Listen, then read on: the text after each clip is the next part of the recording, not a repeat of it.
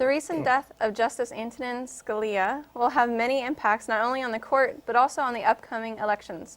It took all of 5 minutes for somebody to politicize this tragic loss with questions of when and by whom a nomination should be made. Tom, what are your thoughts?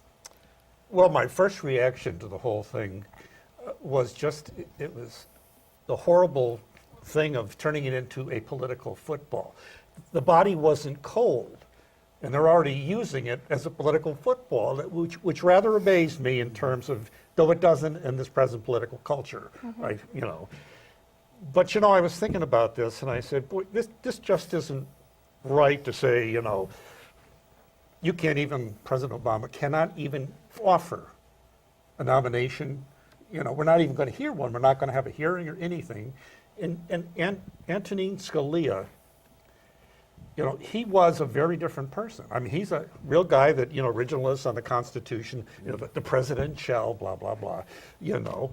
And also, his whole approach was not like Mitch McConnell and all these other, you know, Republican candidates, you know, piling on. He, as you know, there was a fabled friendship between Ruth Bader Ginsburg and him. Two people on opposite sides of the whole thing, but they knew where to leave certain things at the door, you know, after they left the court. These people seem to have no shame this way. And this is what frightens me. This is what's really hurting our politics today. And that's why we have a lot of you know, it's a mess out there. But to pile on and just, you know, he'd be rolling over in his grave. And it was really a dishonor to his memory, I think. There was no time to mourn. The family didn't have time to mourn Dad's death. This was within 2 hours. Mitch McConnell was out there within 2 hours of the announcement. Well, the Republican debate was that night, that night, and they covered it as the first question, right? Yeah, which is really not. It did so well. Very it did go so like a moment of silence for him. But they didn't go into a large topic. But the thing, because it was brought up at the end about who would you nominate, which I thought that was kind of asinine, because really, you know, that takes a lot of study. Well, yeah. You know, to look to the right judges or attorneys. Nobody was expecting this to happen. No. So. And you know what? You gotta let the family mourn. You know, I don't care what party you belong to, Democrat, Republican, whatever. You know, let the family mourn. You know, and he was a figure in the Supreme Court. Yeah. He's been there since Ronald Reagan put him in there. So yes, it's been 30 years. 30 plus, years. Whatever. So, and of course, the thing is, when he did pass away, they immediately embalmed him without doing an autopsy. That was raising questions now. Well, there's a lot of conspiracy theories Yes. going around. And you know, Cue the conspiracies. cue the conspiracy theories. You know, in terms of the political football, though, it amazes me now that it's turned into the political football. Two things amaze me. Number one, telling a sitting president that he cannot fulfill his constitutional duty to recommend a replacement. Now, you know, if I was Mitch McConnell, I would say it's his duty to do it. We will consider his nomination, but he has to understand that we have a say here. And I think that's a perfectly reasonable request to make. But to say we're not going to consider we're not going to consider it is just plain stupid. It's like going to the nuclear option. I think he changed his mind today. I think he changed his mind because I heard today that they're going to entertain.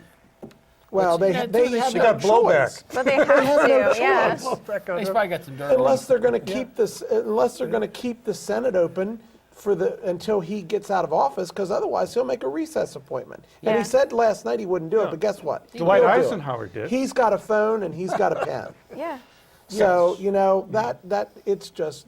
You know, I found one very salient point. Whether you like Rachel Maddow or not, there was an interesting point that she made on MSNBC, and that was very thoughtful here. You know, what happens if in this election, as happened in 2002, there's a question as to who won the election. She went through a number of scenarios where that could easily happen. It's nowhere near off the board. You have a court, 4-4.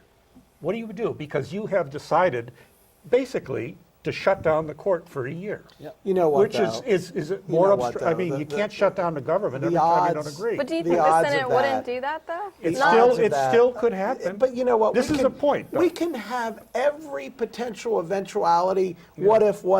That's all crap. The reality not. is No, it's we not. need a 9-person Yes, court. that's the and reality. if the Republicans and the Democrats do their job, It the should be done. Democrats are going to realize that they're not going to get the ultra-left guy they would like to put in, or lady, and the Republicans are going to have to realize that they're not going to get the ultra-conservative they'd like to put in.